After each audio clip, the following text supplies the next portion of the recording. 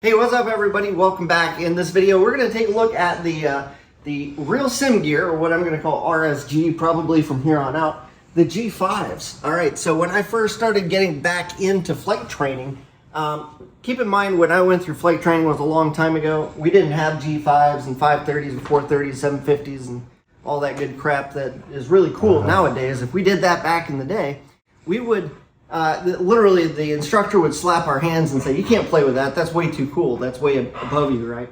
So nowadays we have G5. I get into a new cockpit, a new Cessna 172, and it had G5s in there, but they were right here. They were taking the place of the heading indicator, and I'm sorry, the attitude indicator and the heading indicator.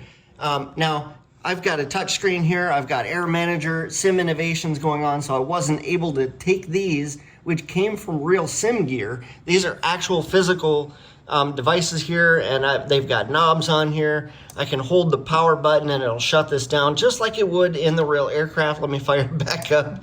But it's got that tactile feeling that we're looking for in the real aircraft. That way you can get used to it. And it does take time. It does take a little bit of time to get used to looking at this. This is an entire six-pack, all built into one single instrument and into these two instruments. So let's take a quick look at this, what you can do. So I've got the dial on here, so I can change the Colesman window. Basically, I can put in whatever the altimeter setting is. If I press that button, I can go back and forth between this. I can change it from an HSI to an attitude indicator.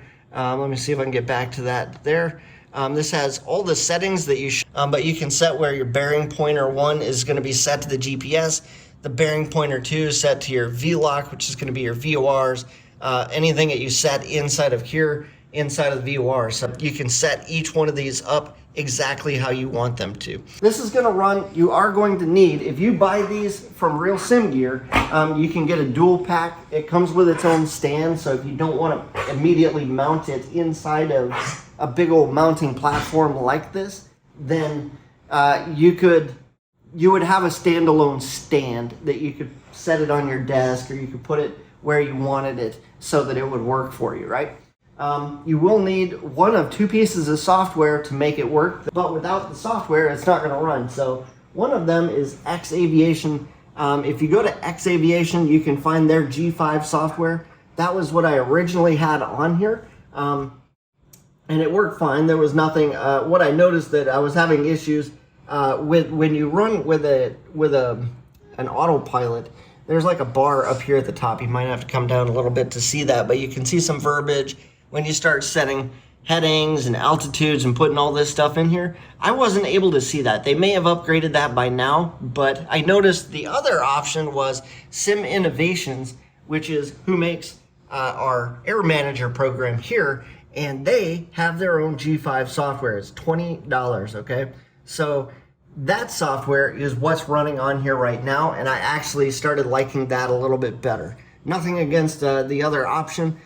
Theirs was fine. It looked great. There was just a couple little things in the software that I liked better with Sim Innovations, and it turned out really good. I've really enjoyed it and have loved using it ever since. So one other thing that's really cool about that is that if you, not that this is really a review for the Real Sim Gear G5, but if you don't want the physical version of these and you want this to be where it's supposed to be, which is right here in the middle, then you can actually check this out. So I've got Air Manager set up here, and we're gonna go bring that up. You can actually set up a cockpit with the G5s built right into here. Let me show that on the touch screen down here. You can bring it down here. Wow. So it'll actually set up right here, and you can instead of having these tactile buttons, you actually just press the button and then use the knobster to make the changes that you want. Now, obviously, I've got this working in two different places, so flying with this regularly is a little bit redundant because now you've got, your regular six-pack. This is what a Cessna 172 looks like these days. People are taking out their attitude indicators and they're taking out their heading indicators because they're vacuum powered. They're getting rid of the vacuum pump that's on their aircraft and going with this because it's all digital. It's a really good upgrade. But if you have that, you don't really need them over here too, right? So it's just, you could have these, maybe put them somewhere else as like a standby or something. But to be honest, looking back, it was more cost effective to do something like this. And it's just the one knob on each one of these, right? So for 20 bucks, you can't go wrong. But I really do love the real sim gears. Tactile, the buttons, the feel, just the resolution, just having this option there. If I ever wanted to set this up in a way where this was just standby instrumentation, I could. And I love having it there for that option. So that's kind of my rundown. Hopefully you guys have liked this. If you guys have your thoughts on the G5, I'd love to know what they are. Go down to the comments, tell me what you think. Hit that like and subscribe button if you like this kind of content.